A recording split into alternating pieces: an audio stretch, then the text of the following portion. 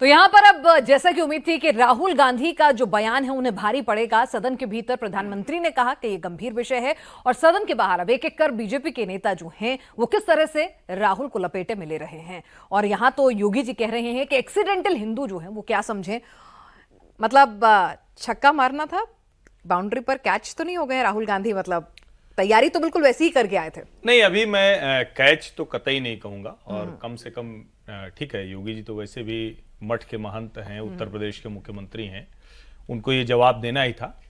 लेकिन भारतीय जनता पार्टी के लिए आसान राह नहीं है।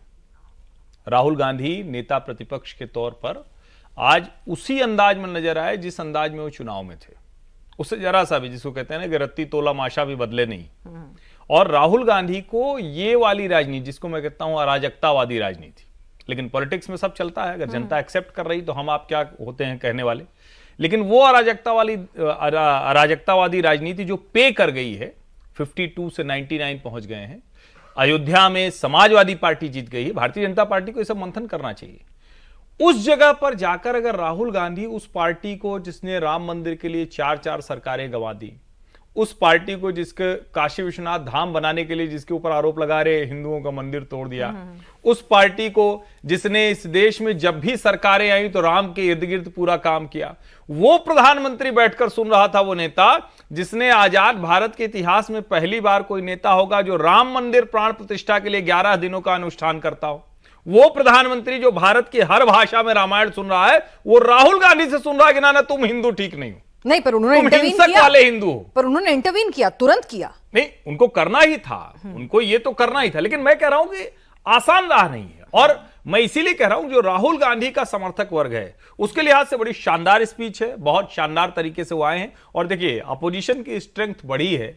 और मैं पहले भी कह रहा था कि 2 तरीका है। एक तरीका है कि वो वॉकआउट कर जाए, निकल जाए बाहर, तो क्या फायदा, आप चाहे 52 पे वॉकआउट कीजिए, 99 पे वॉकआउट कीजिए, कोई मतलब नहीं। लेकिन 234 की एक जो यूनाइटेड अपोजिशन की स्ट्रेंथ है, उस पे जब आप खड़े होकर अपने हिस्से की बात पूरी रखते हैं तो मुझे लगता है कि, और मैं ये मानता हूं लोकसभा अध्यक्ष के तौर पर कार्रवाई चलाते हुए बिरला जी आज थोड़ा सा कमजोर दिखे। आपको ऐसा लगा? मतलब थोड़ा और ऐसा अध्यक्ष होना चाहिए। उन पर तो आरोप लगते हैं कि वो नहीं, आरोप तो लगेंगे। आज तो आरोप अमित शाह ने भी लगा दिया कि भैया हमको कम समय दे रहे हो। लेकिन आसन पर जो, जिसको कहते हैं जो कमांड, जो नियंत्रण होना चाहिए, वो मुझे थोड़ा सा कमजोर दिखा। उनका नियंत्रण कमजोर था कि राहुल गांधी तैयारी करके आए थे कि मुझे कितना भी डिविएट करो, मैं तो आज अपना पूरा तैयारी करके आया हूं, टॉपिक 1 2 3 4 5 सारों पर घेरूंगा। देखिए, जैसा हर्ष जी ने कहा, आई थिंक वो अभी चुनावी मोड में है। जैसा इंग्लिश में हम कहते हैं कि ही टेस्टेड द ब्लड, उन्होंने एक बार खून चख लिया है। और ये राजनीति उनकी इस चुनाव की नहीं है, ये राजनीति उनकी पिछले 10 साल की राजनीति है। उन्होंने जब सुप्रीम कोर्ट ने SC/ST एक्ट को चेंज करा तो कर्नाटक की रैली में राहुल गांधी क्या कहते हैं, नरेंद्र मोदी ने SC/ST एक्ट चेंज कर दिया।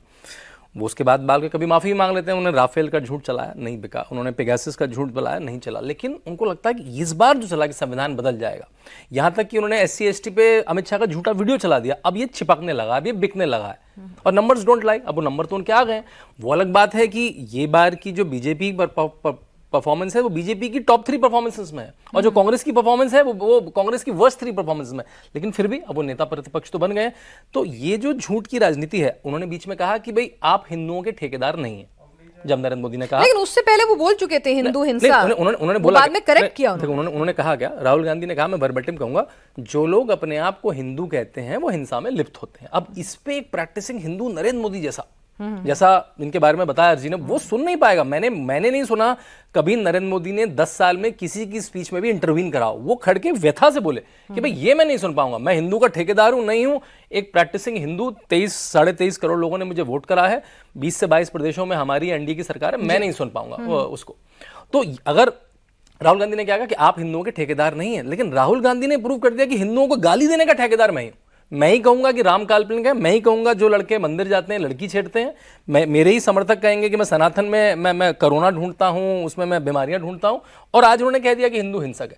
तो ये जो छवि है इसको लेके वो चलना चाहेंगे।